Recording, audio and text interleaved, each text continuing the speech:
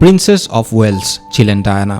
তবে princess Diana আরেকটি উপাধি ছিল দ্য পিপলস প্রিন্সেস, যার মানে সাধারণ মানুষের হৃদয়ের রাজকুমারী হিসেবেও পরিচিতি পান। তার জন্ম হয়েছিল যুক্তরাজ্যের ব্রিটিশ রয়্যাল ফ্যামিলিতে। সময়টা ছিল জুলাই 1, 1961।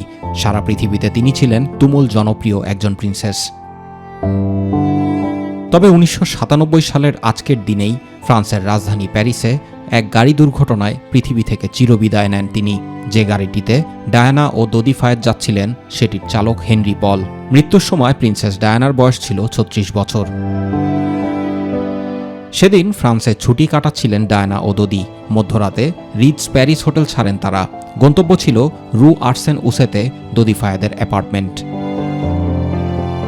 তাদের লিমোজিন গাড়িটি হোটেল থেকে বেরোনোর পর থেকেই মোটরসাইকেলে চেপে পাপারাজ্জিদের একটি দল বেপরোয়াভাবে পিছু নেয়। 3 মিনিট পর চালক নিয়ন্ত্রণ হারান। পুন্তো দে লালমা সেতুর প্রবেশ মুখে একটি পিলারে গিয়ে বিধ্বস্ত হয় গাড়িটি।